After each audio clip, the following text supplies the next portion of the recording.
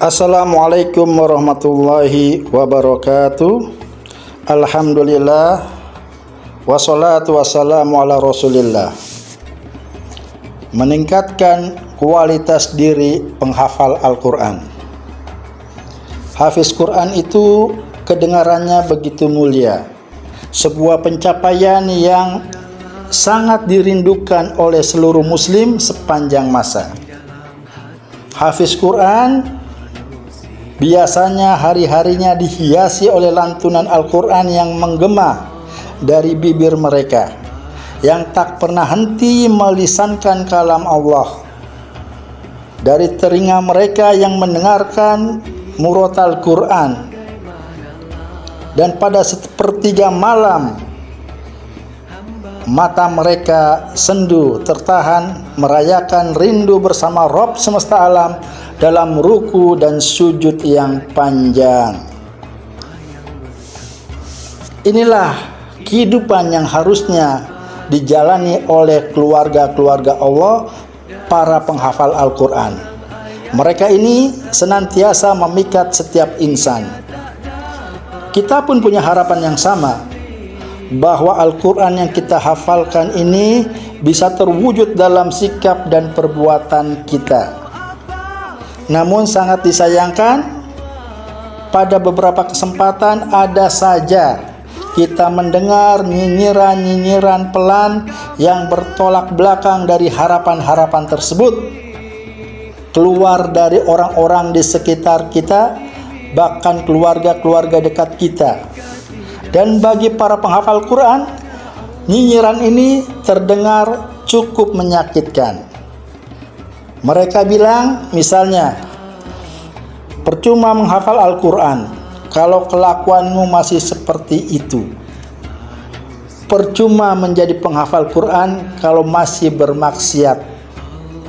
Atau percuma menghafal Quran tapi masih merokok, masih pacaran, dan ungkapan-ungkapan lain yang sejenisnya.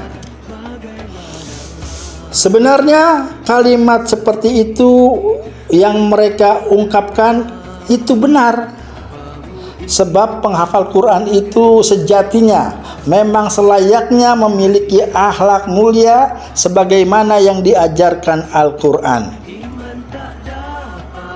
Al-Quran itu mulia, dan segala yang melekat dengan Al-Quran menjadi mulia. Kertas yang tertuliskan Al-Quran menjadi mushaf yang mulia. Malaikat yang membawa Al-Quran menjadi malaikat yang mulia, malaikat Jibril alaihissalam. Malam diturunkannya Al-Quran menjadi malam yang mulia, malam lebih baik dari 1000 bulan yang kita kenal dengan Lailatul Qadar. Bulan diturunkannya Al-Quran menjadi bulan yang paling mulia, bulan Ramadan. Nabi yang menerima Al-Quran menjadi nabi yang paling mulia, Nabi Muhammad SAW.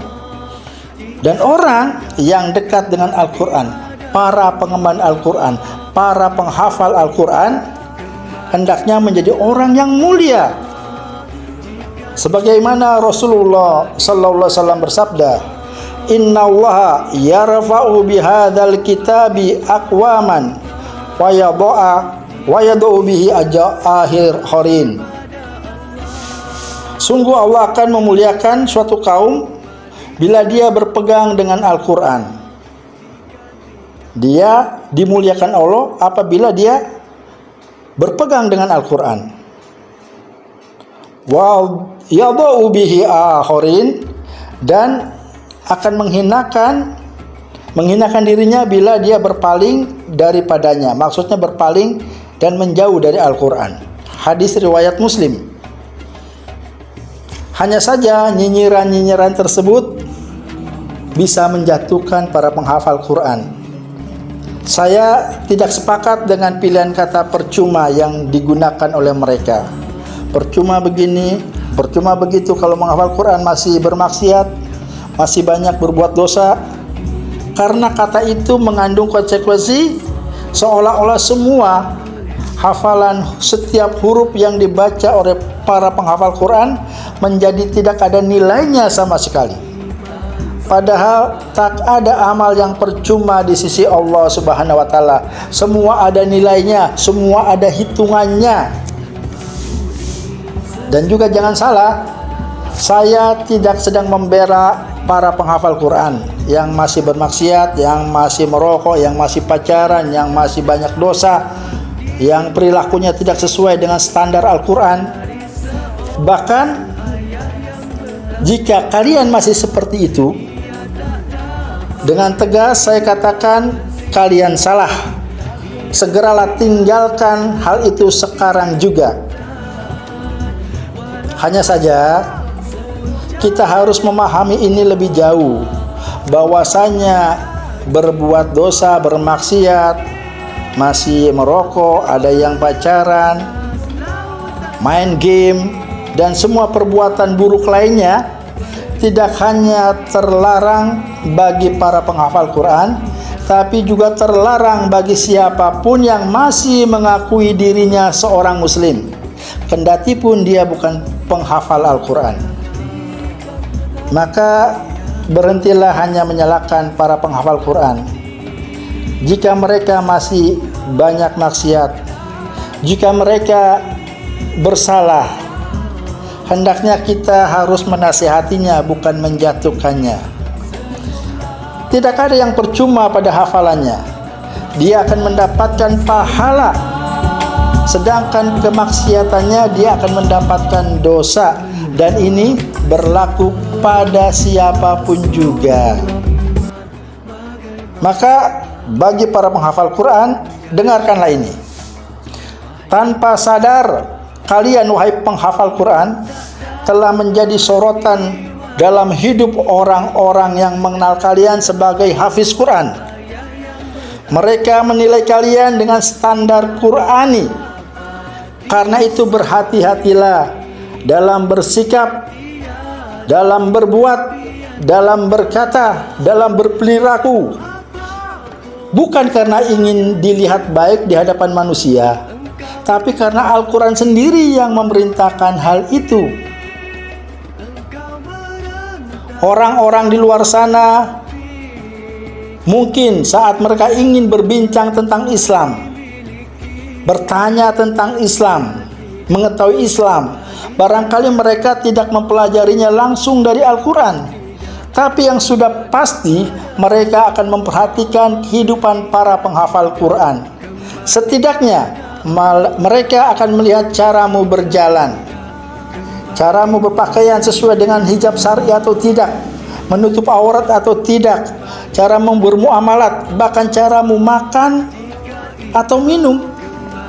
Masa penghafal Quran makan sambil berdiri, masa minum dengan tangan kiri. Ini jadi sorotan mereka. Mereka memperhatikan bagaimana engkau berbicara, menilai setiap langkah dan sikapmu, bahkan mempelajari caramu menjalani hidup, apakah sesuai dengan aturan Quran atau tidak, sebab engkau adalah para penghafal Quran. Mungkin kalian tidak menyadari, tapi ini nyata. Ada begitu banyak orang yang menjadikan perilaku dan sikapmu sebagai standar Qurani yang mereka yakini. Lantas bagaimana jika kita yang mengaku mengemban Al-Quran ini justru tidak menunjukkan sikap dan akhlak Qurani yang sebenarnya? Maka tanpa sadar, kita tidak hanya menghancurkan diri kita sendiri, tapi juga menghancurkan citra Al-Quran dalam pandangan orang-orang banyak. Oleh karena itu, tak ada pilihan lain. Mulai saat ini, aku, kamu, siapapun juga yang telah memilih barisan mulia ini, kecuali kita harus meningkatkan kualitas diri kita, standar sikap dan perilaku kita tidak lagi sama dengan mereka yang di luar sana. Sebab kita mempertaruhkan Al-Quran, nilai-nilai Al-Quran yang melekat dalam hafalan-hafalan kita. Jika orang-orang di sana, di luar sana, kebanyakan mereka mungkin baca Quran hanya 1 halaman, 1 lembar, atau 1 juz, maka standar bacaan tilawah kita hendaknya lebih dari itu, 5 juz per hari. Man saraha ayyuhiballaha wa rasulahu falyaqra'u fil mushaf.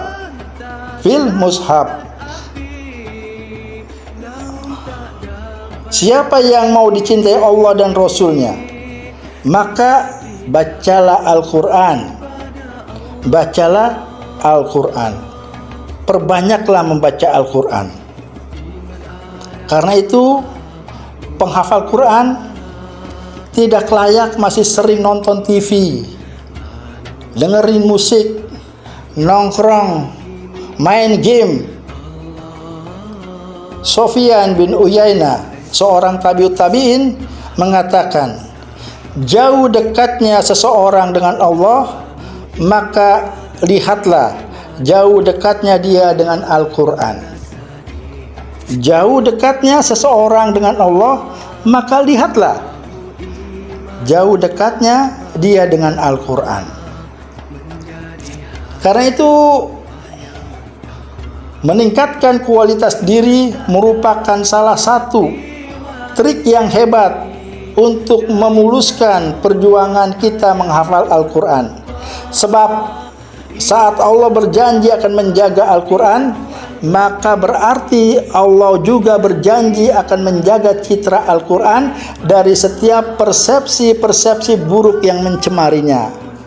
Karena itu, saat kalian menghafal Al-Quran tapi tidak bisa menjaga citra dan perilaku yang sesuai dengan nilai Al-Quran, maka bukan tidak mungkin Allah nanti akan mencabut hafalan tersebut.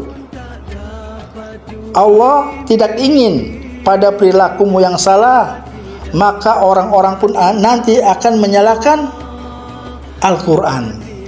Yang dilihat adalah Quran-Quran yang berjalan, sikap dan perilakumu menjadi standar penilaian. Sebaliknya, jika sikap dan perilakumu telah mampu mencerminkan Al-Quran, maka Allah akan angkat kedudukanmu, Allah mudahkan setiap langkahmu. Sebab Allah melihat kelayakan itu ada pada dirimu. Kalau mereka di luar sana tidak pernah mau murojaah hafalan, kalian yang punya hafalan harus memurojaah minimal 1 juz per hari. 1 juz per hari. Kalian akan harus mentadaburi ayat, mentafakurinya. Ibnul Qayyim berkata, ada 5 kewajiban kita terhadap Al-Quran. Pertama, membacanya dengan tartil dan benar, sesuai dengan makharijul huruf, sesuai dengan standar tajwid. Kedua, mendalami dan mentadaburinya. Yang ketiga, mengamalkan isinya. Inilah yang harusnya kita sesuaikan diri kita dengan perintah dan nilai-nilai Al-Quran. Yang keempat, mengajarkan dan mendakwakan Al-Quran. Khairukum man ta'allama Al-Quran wa 'allamahu. Sebaik-baik kalian adalah orang yang mempelajari Al-Quran dan mengajarkannya. Dan yang kelima, berhukum dengan Al-Quran. Ingat sekali lagi, jika Allah berjanji menjaga Al-Quran, maka Allah pun akan menjaga para penghafalnya. Semoga ini menjadi bahan renungan kita semua, dan semoga kita bisa meningkatkan kualitas standar kita sebagai penghafal Al-Quran. Semoga bermanfaat. Barakallahu fikum. Assalamualaikum warahmatullahi wabarakatuh. Walau apapun caranya jua engkau mendaki